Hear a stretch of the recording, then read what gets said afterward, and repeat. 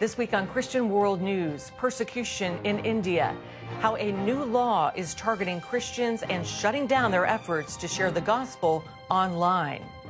Plus, revivals in South Carolina. Meet the evangelist who's setting up tents, preaching the word and baptizing the saved.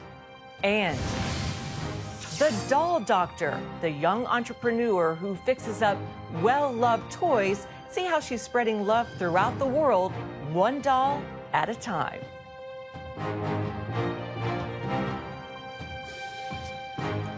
And welcome everyone to Christian World News. I'm Wendy Griffith.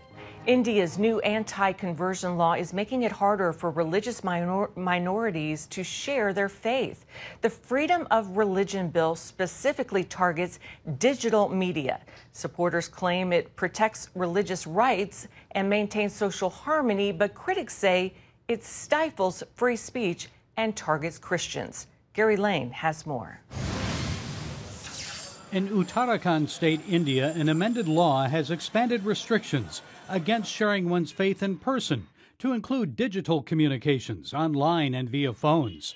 Global Christian Relief CEO Brian Orme believes this sets a precedent. It is alarming, and I would say it's definitely one of the most restrictive laws we've seen. It's targeting anyone who speaks out on to convert or share their faith. Christians in India are still trying to understand the law's implications. It could mean anything from sharing your testimony, sharing a Bible verse, talking about your own faith could be seen as heralding yours better than others, and you could be arrested without any other proof beyond that. Many pastors and evangelists are responding by removing their online content. They're scrubbing their YouTube channels, they're pulling down social media, and many of them are even contemplating whether they need to leave the state.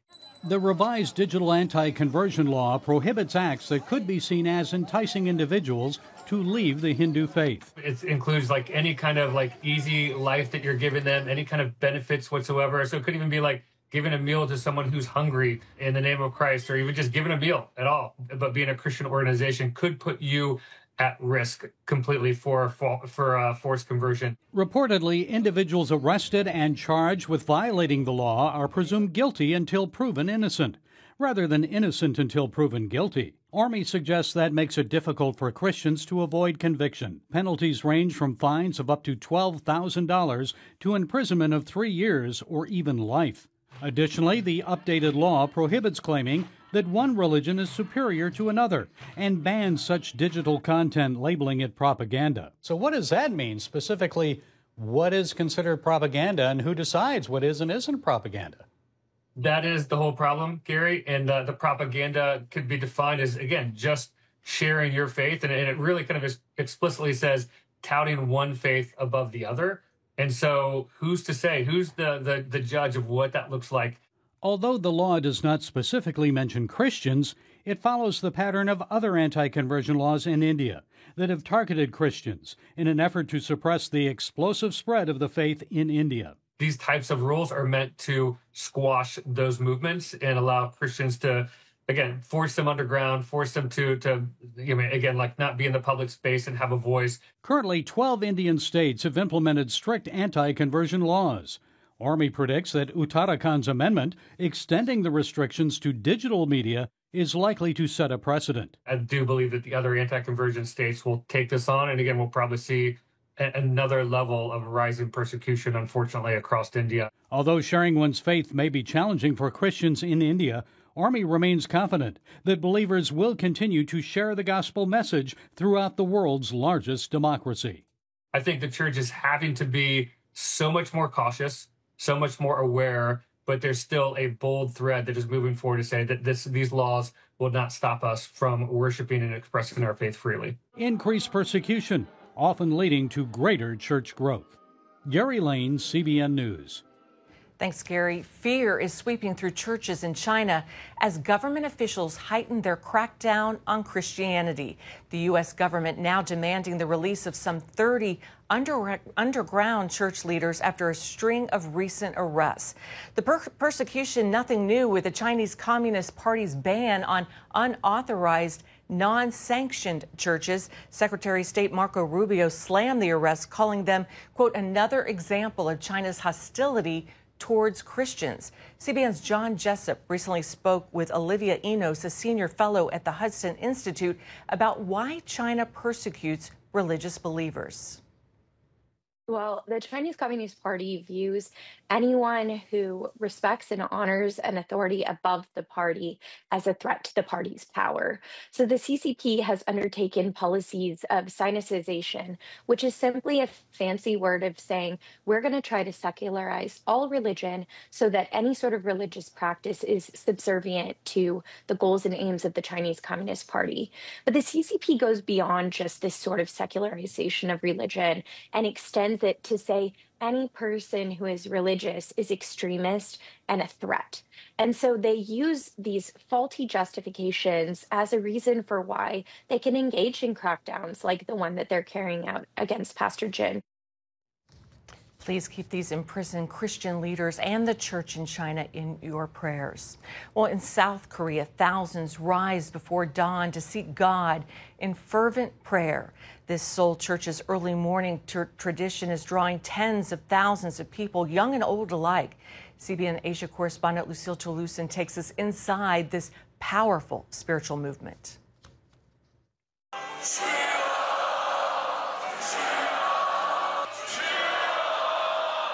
Lord, Lord, Lord, followed by a chorus of prayers, is the cry of thousands inside the Myeongsang Presbyterian Church. It's 5:20 in the morning here in Seoul, and despite the rain, these people are rushing to join the early morning prayer here at the Myeongsang Church. And this has not only been a church tradition, but a family tradition. Since I was a child, I experienced the grace and the blessings from the early morning prayer. He answered my prayers, especially blessing me with good health.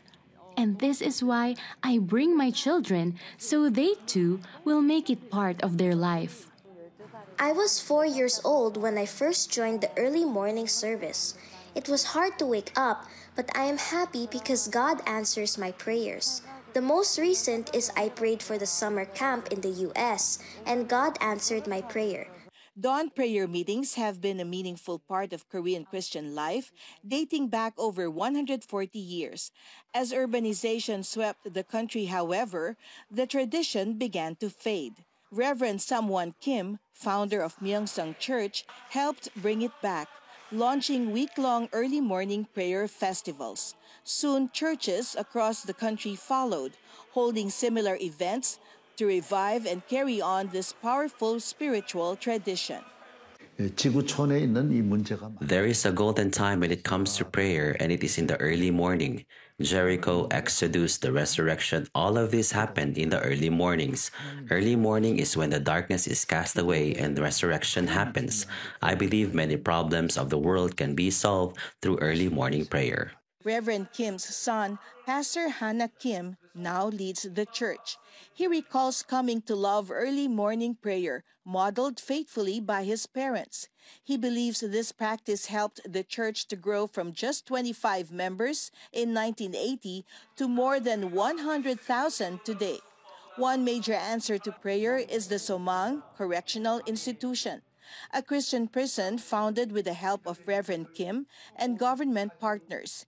It's one of Asia's finest, helping transform inmates through the gospel. Pastor Kim believes the church cannot be complacent and should pray even more with the challenges facing the country today. We don't have war at our hand, but we have a threat right next to us.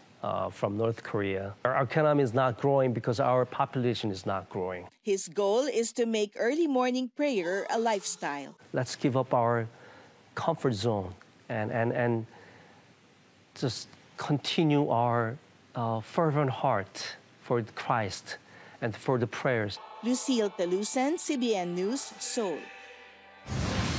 Thanks, Lucille. Up next, the gospel campaign in South Carolina. See how churches are coming together to bless their cities and the homegrown evangelist who's behind it.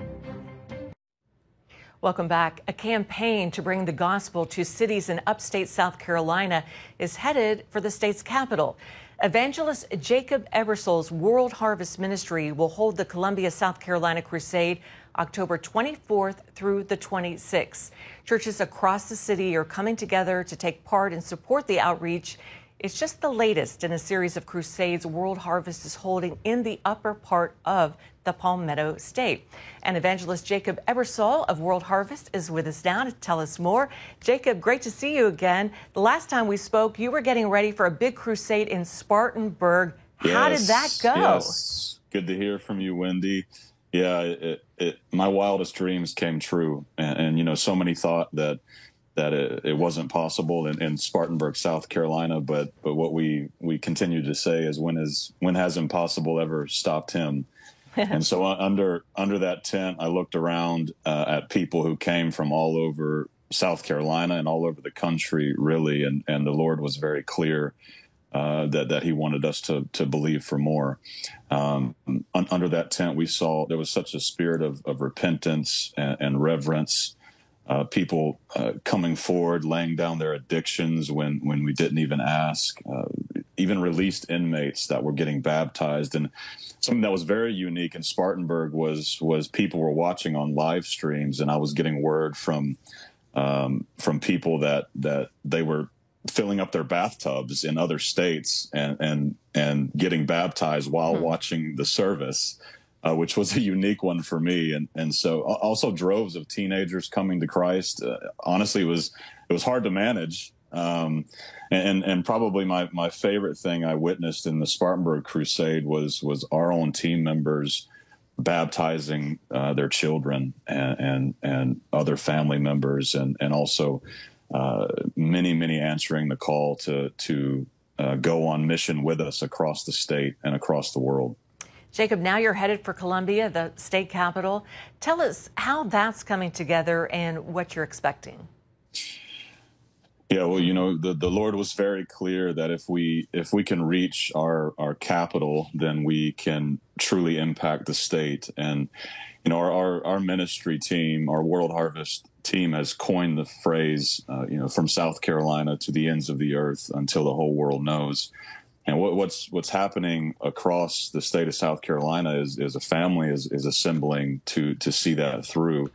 And what better place to go next than our capital? And so there's a whole lot happening. You know, after Spartanburg, cities across the state began to open up. But I want to make sure I'm clear on everything that's taking place in Columbia, because it's a lot. This is happening. There's billboards all across the capital city that say the crusade is across the street from White Knoll High School, and that's White Knoll with a K, Knoll High School at 5630 Platte Springs Road. Actually, tomorrow, October 18th, is when the big tent goes up, where we need hundreds of hands and feet to raise this thing. The poles on this tent are like this thick. And so we need a lot of burly men. It takes several bobcats to get this thing up. And then next Monday, October 20th at 6:30 is our volunteers training right there on the field. Jacob, real quick. Yeah, sure. The day after Charlie Kirk was assassinated, you were holding a crusade at Clemson University. Can you tell us briefly about that? Yeah, it was, I believe it happened a week or so after that, and you know, during our campaign there and leading up to that crusade, we actually had a memorial of Charlie Kirk up at one of our tables, and you know, you could see and feel the hunger from the students there. The Charlie Kirk assassination truly did something with not only me but our team, where we decided that not only are we going to hold these crusades across the 12 major cities in South Carolina, but we're going to go to every university, college, and school and preach the gospel boldly with no hesitation. That's amazing. Well, Columbia isn't the end of your crusades. Tell us what's coming next after that. Charleston. And so actually the day before the Columbia Crusade, 2 days before, we'll be in Charleston to hold our very first vision meeting there. And then, and so that's prepared for 2026. And then after Charleston is Myrtle Beach. So I hope to talk with you again, Wendy, when we get to those crusades. Myrtle Beach, you know, that's my old stomping grounds. Come on, you got to come. Love me some Myrtle Beach. All right, Jacob Ebersole of World Harvest Ministry, thanks so much for joining us. God bless you. Thanks, Wendy. God bless you. Well, up next, the doll doctor. Meet a young entrepreneur who fixes up well-loved toys and see how she's spreading love throughout the world when we come back. Welcome back. Many little girls grow up playing with dolls. About 7 years ago, one young lady received a broken doll as a gift.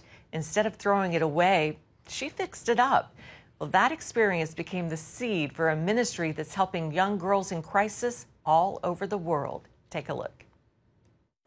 18-year-old Leah Barkas, a Regent University student from Fredericksburg, Virginia, was gifted Samantha, her first American Girl doll, when she was just 11.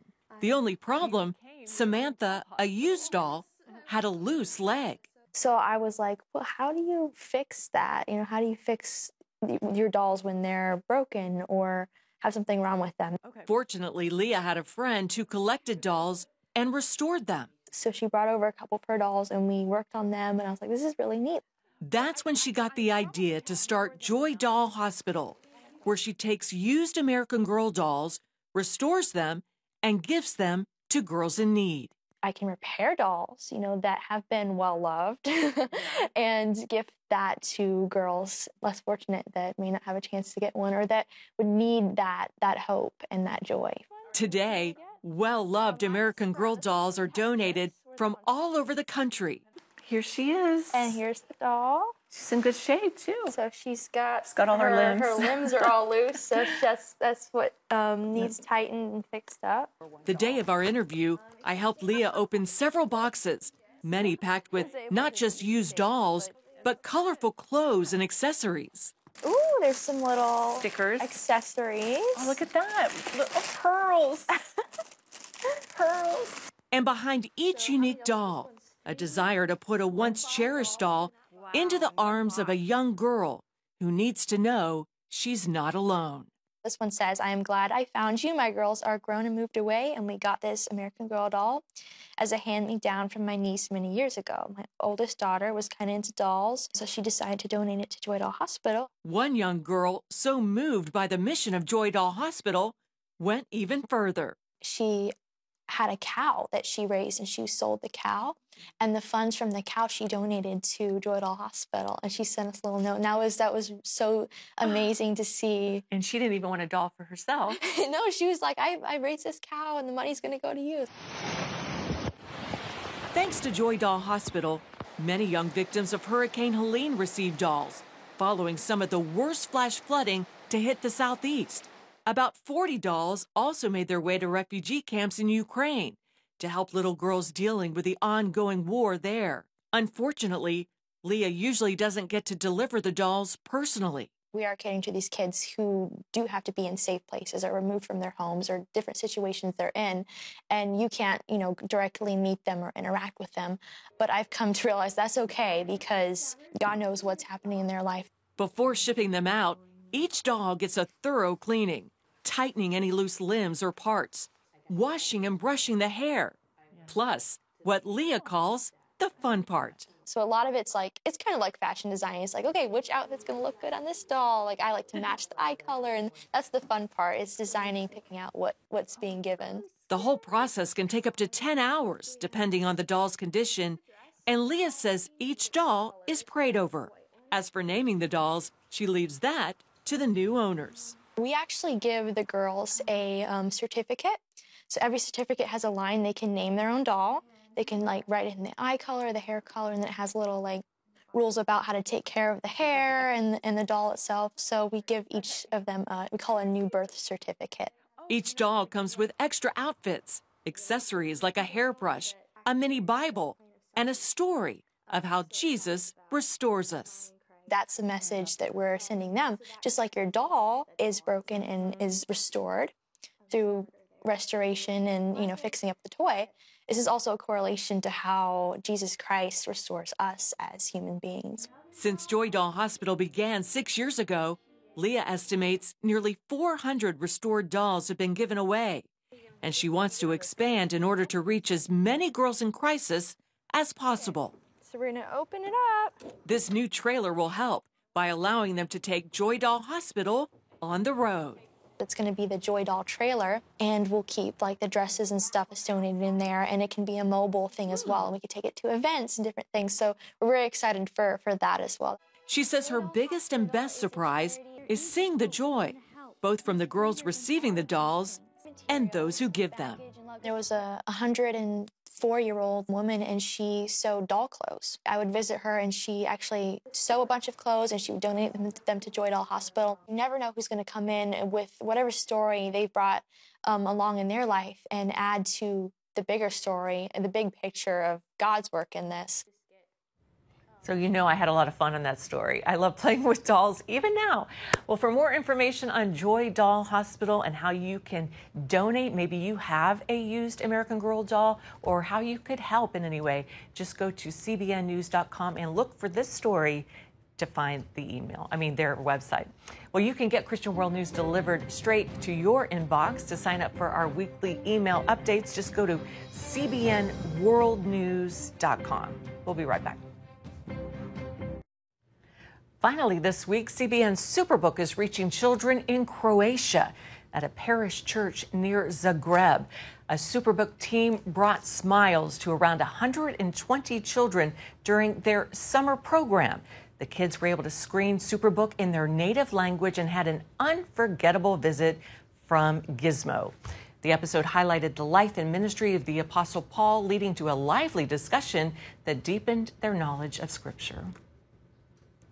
Well, that is going to do it for this edition of Christian World News. Thanks so much for joining us. Until next week, from all of us here, goodbye and God bless you.